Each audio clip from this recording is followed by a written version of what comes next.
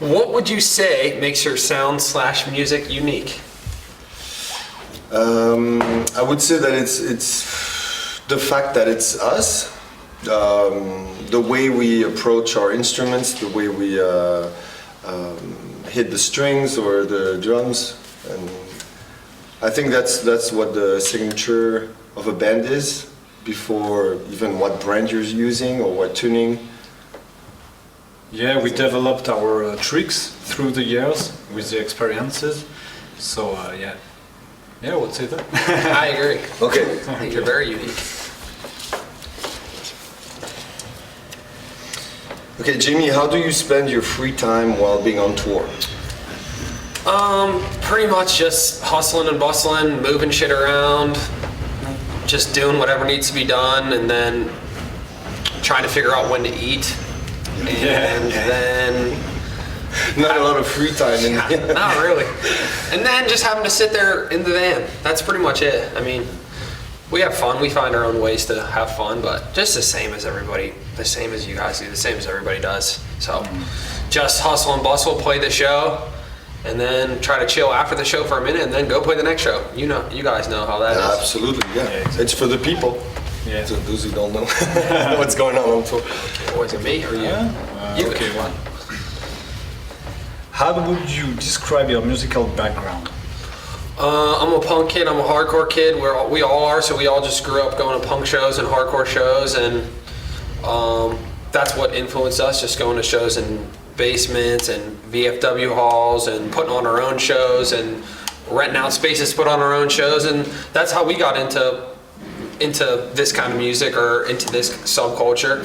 Usually, the way most bands do, I think, who are not necessarily punk and hardcore, but who have culture to them, like you guys just organically met friends, brothers, and just played the music that we like. So that's How's really the scene in Pittsburgh?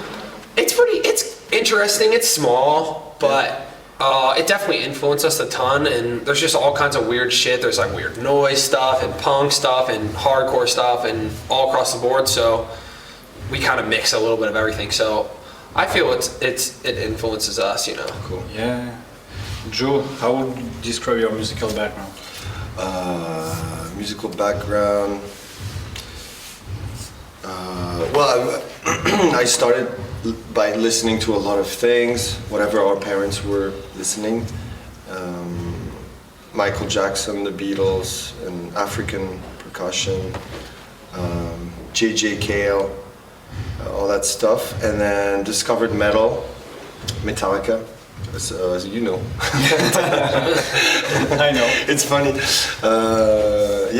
But it seems like the older influences are coming back now these days with our new record. It's like we're digging more the ancient influences, like the ones, the music we're listening to when we were kids. Did you guys get into music together, or did you start going to shows together, or did one of you get into it and then get the other one into it, or? Actually, Joe was really into music before me. I was really into sport, and my first musical shock was Queen. Yeah, that's great. And after that, it's true that Joe was listening to a lot of Metallica, and just because I was hanging out in his bedroom, I started to really understood, the music, and I jumped into it when I was 11 years old, and I never stopped. And we started the band together when I was 14 years old. That's just like us. We did the same, exactly. That's the same thing. You did the same? That's really, really cool, though. Yeah. That's cool that you had someone to learn it from. Yes. My dad kind of got me into punk a little bit because he liked my dad's pretty young. Like my parents had me super young, so he was into Public Enemy. But he's also into little Sex Pistols and then a little Black Flag. He dipped his toe in. He never got too deep in, but that's kind of where I learned as well. Awesome. So that's interesting. That's great. What we got? Let's see what's up.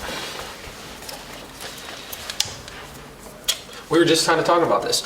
Is there a specific venue you would love to perform at? Yeah, it's true that we talk about Paris because I was talking about the Olympia. We have this show in Paris together, and it will be amazing because it's For us, it's a big deal. Yeah. Yeah. But it's true that I was saying also that we would love one day to headline the Zenith in Paris. But it seems like all the record companies, the partners,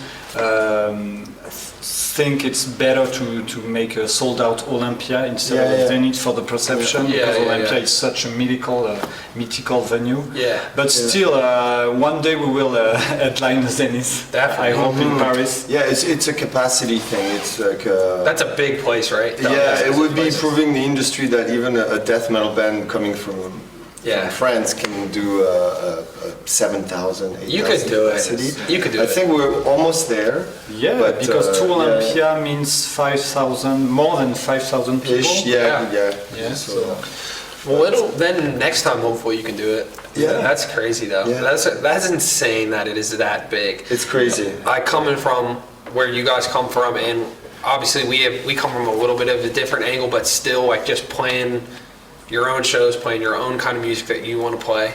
That is absolutely insane. Yeah. The whole tour has been insane in that way. It's great. Just like to see the kind of music you're playing and see that many people, you know. So that's really cool. Yeah.